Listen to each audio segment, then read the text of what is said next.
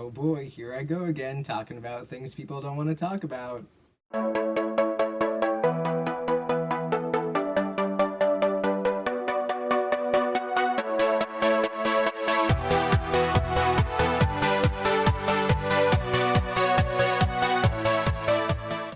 Hey goblins, and welcome back to Acrylic and Aether, where we discuss the lesser seen sides of dissociative disorders. My name is Ballista, and I am a gatekeeping protector in the Aether system. Today we're covering a very important topic, but I'm going to give a little trigger warning as we're going to be discussing the relationship between eating disorders and d.i.d. today. It'll be a brief coverage of many things that pertain to d.i.d. and eating disorders, but it's not a complete video on all the eating disorders mentioned. This is somewhat of a crash course, and a video that future videos could branch off of. I'm giving some details that are pretty real about our experiences, so make sure to practice self-care and save this video for later if you're not feeling very well. Make sure to keep your triggers in mind and remember to step back if you find yourself becoming overwhelmed.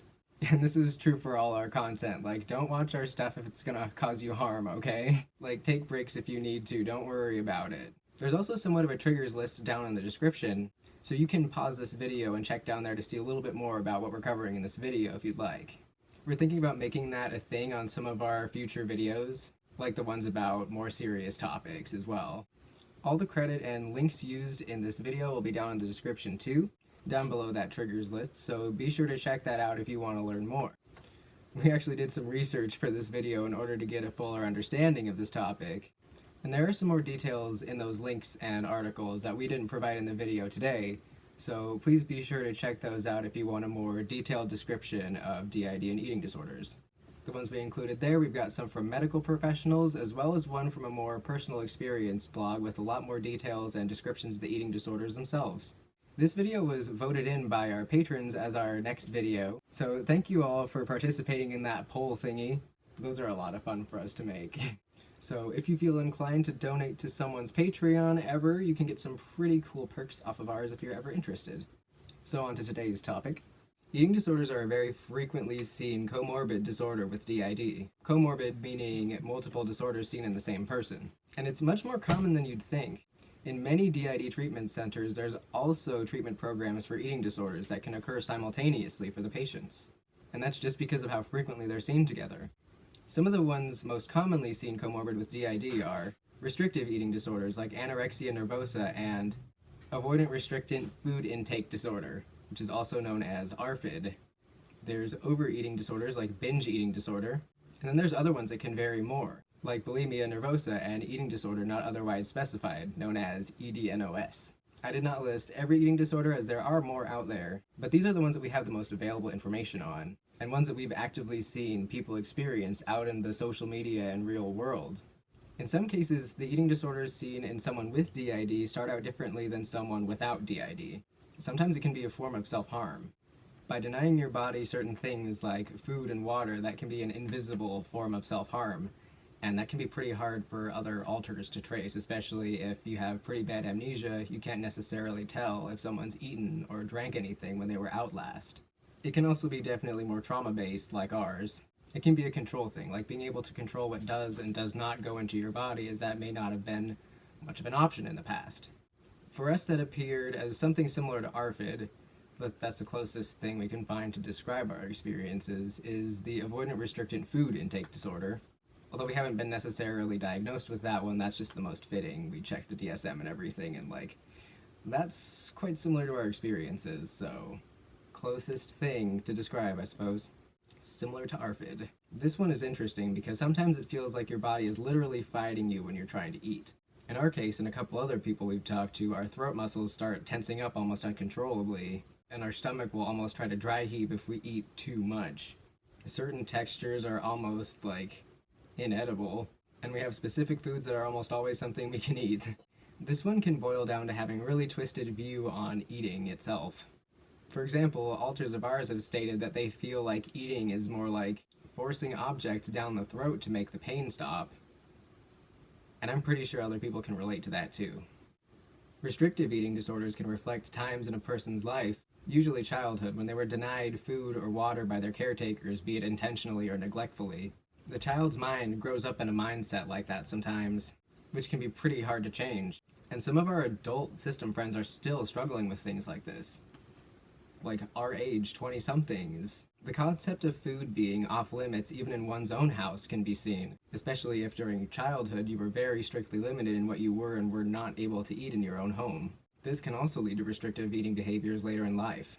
Someone very close to us experiences this, which takes form in them being uncertain or apprehensive about what food is actually theirs if they aren't present during grocery shopping for the house. On the other hand, some people may turn to food as comfort may have been a rare thing in the past as well. This could potentially lead to binge eating disorders depending on the individual. But sometimes it could be a more nervous thing, like the body or brain wants you to take advantage of the food while you have it in case it vanishes. So binge eating being the solution and the way to get food. If one had to take advantage of food while they had it during childhood with it being an inconsistent resource, then that could definitely lead to an unhealthy relationship with eating later down the line. And this mindset could even be present later in life in one's own home where they have no abusers around and full control over their food. In a case like this, the eating disorder would definitely be more trauma-related, which is why it's important for psychologists and health professionals to be prepared to deal with more than just an eating disorder with some patients. Eating disorders can sometimes make themselves apparent before the d.i.d. if a person happens to have both. We have a friend who was first very knowledgeable about her eating disorder, but the eating disorder also had an autonomous voice of its own in her mind. Our friend had done a lot of research on eating disorders and was even a part of the ED community on Tumblr, but she really didn't notice that her symptoms matched up to d.i.d. too, until she started looking into things like d.i.d. YouTube, documentaries, some articles, and a couple other sources that we shared with her. What can appear to be an internal voice with a nickname may sometimes turn out to be an alter. And that's what happened with our friend. We found out later that she's definitely got d.i.d. as well, and her alters have different relationships with the eating disorder. Now, this is something that can vary between alters. Eating disorders are disorders, and alters quite often present different symptoms of the disorders in the host. One alter may have every symptom of anorexia, but no symptom of anxiety, while a different alter in the same brain has no symptoms of anorexia and every symptom of anxiety. Even though these alters are in the same brain, they may experience completely different ranges of symptoms. We have also seen cases where most of the symptoms of the disorder are held by one of the alters in the system, much like an emotional part or EP alter holding an emotion. So essentially, someone could have an alter whose purpose is to experience the extremes of the symptoms that these eating disorders have, so that the rest of the system is guarded from them, or the strain on them is lessened. Now, you all are probably wondering about what you can do about these kinds of afflictions.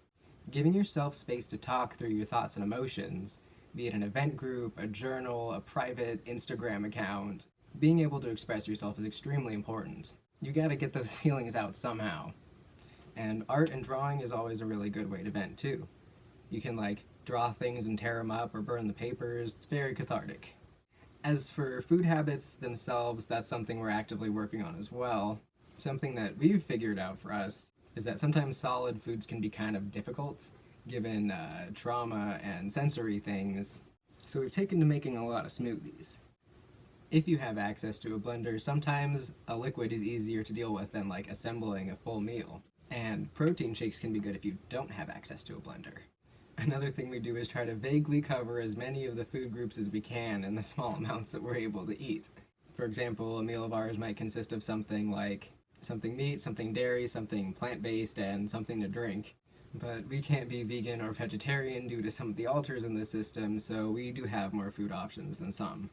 Getting yourself some healthy versions of safe foods is a good way to keep food in your stomach while working towards a healthier lifestyle. There are many ways you can heal, and everyone heals differently. And these are just a few examples of things we've used in our personal life that we thought might be helpful to some. But in the end, having an eating disorder on top of d.i.d. does make things a lot more complicated, especially since it's something that can vary between alters. Some have more severe symptoms than others when it comes to comorbid disorders, and if the system exhibits symptoms that are from multiple eating disorders, that could take form in something like one alter showing all the symptoms for, say, anorexia nervosa, and another alter showing all the symptoms for, ARFID or bulimia nervosa. While this all may be some really heavy stuff, we want you all to know that you're not alone out there. These can feel like such isolating disorders, but we don't want anybody else to feel alone. There are so many of us out there. d.i.d. and eating disorders are not as rare as they seem.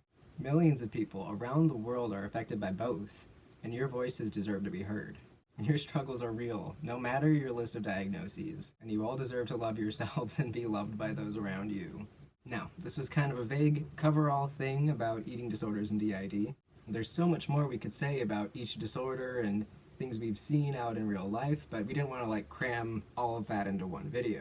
If there's more specifics you'd like to know about these disorders and their relationship to d.i.d, please leave those down below in the comments, or you can even send those to the email in the description. There's also all the links and stuff in the description and some new art on Teespring.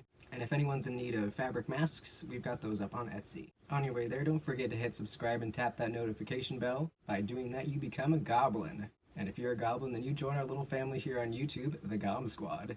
I also want to say thanks again to our patrons. You guys are the bomb, and you help us so much. We are very grateful for your help, and we can't wait to make more content again. So take care of yourselves, goblins. Be the change you want to see, and we will see you in the next video.